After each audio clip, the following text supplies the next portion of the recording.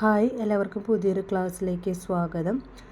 ഇന്ന് നമ്മൾ ചർച്ച ചെയ്യുന്നത് മാർച്ചിലെ കറണ്ട് അഫെയേഴ്സാണ്. PSC ബുള്ളറ്റിന് വന്ന കറണ്ട് അഫെയേഴ്സാണ് ഡിസ്കസ് ചെയ്യുന്നത്. അപ്പോൾ ആദ്യമായിട്ട് അന്താരാഷ്ട്ര നിർമ്മിത ഉച്ചകോടിയുടെ വേദി പാരീസിലായിരുന്നു. നിർമ്മിത ഉച്ചകോടി എന്ന് പറയുമ്പോൾ AI ഉച്ചകോടി. അടുത്ത AI ഉച്ചകോടിക്ക് ഇന്ത്യ വേദിയാകും. അപ്പോൾ 2025 നിർമ്മിത ബുദ്ധി ഉച്ചകോടി പാരീസിൽ, അടുത്ത AI ഉച്ചകോടിയുടെ വേദി ഇന്ത്യ.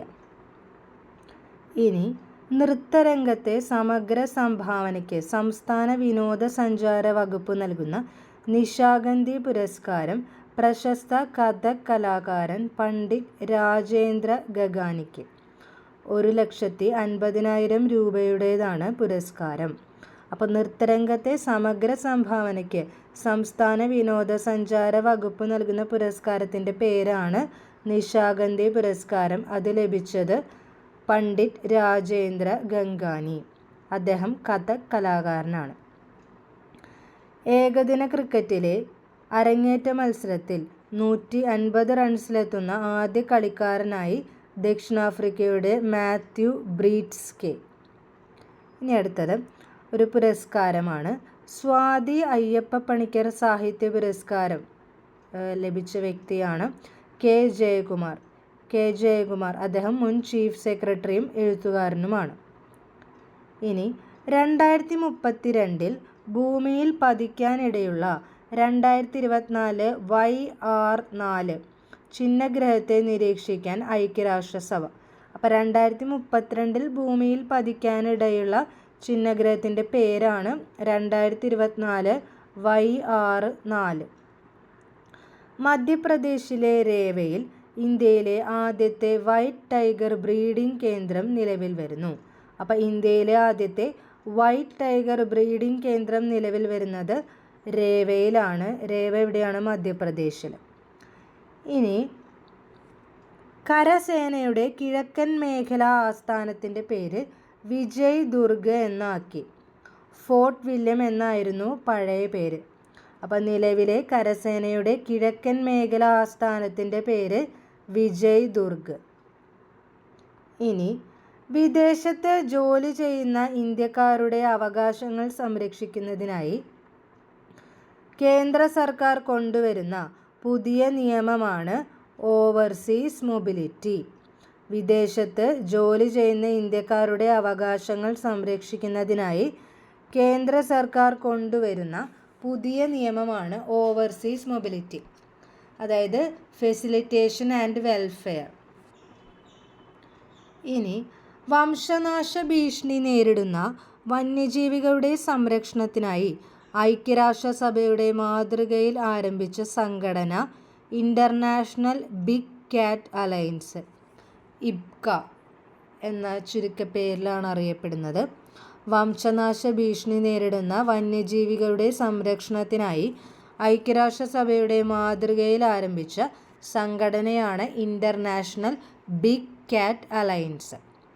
ഇനി 38ാമത് ദേശീയ ഗെയിംസ് ചാമ്പ്യന്മാർ സർവീസസ്. കേരളത്തിൻ്റെ സ്ഥാനം 14. വേദി എവിടെയായിരുന്നു? വേദി ഉത്തരാഖണ്ഡ്. ഇനി അടുത്തത് കുറച്ച് പുരസ്കാരങ്ങളാണ്, തദ്ദേശ പുരസ്കാരങ്ങൾ.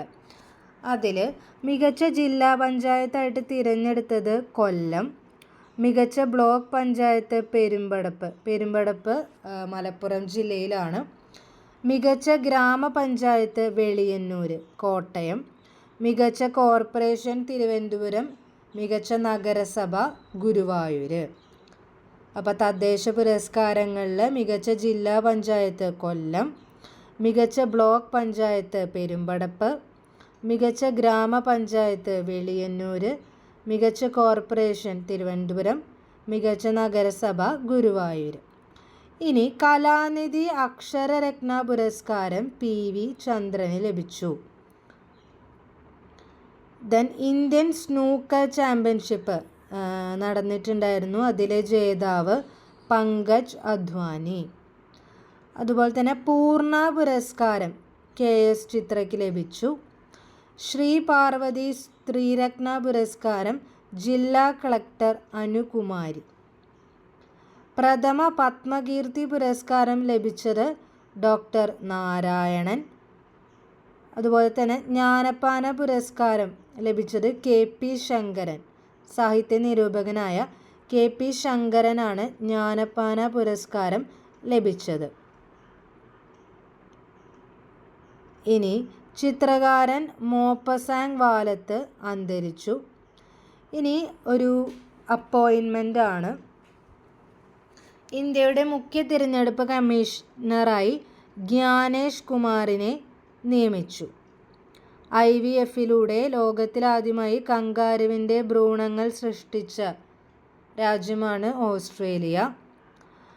മികച്ച തദ്ദേശ സ്വയംഭരണ സ്ഥാപനങ്ങൾക്ക് സർക്കാർ നൽകുന്ന സ്വരാജ് ട്രോഫി പുരസ്കാരം ലഭിച്ചത് പുല്ലമ്പാറ ഗ്രാമപഞ്ചായത്തിന്.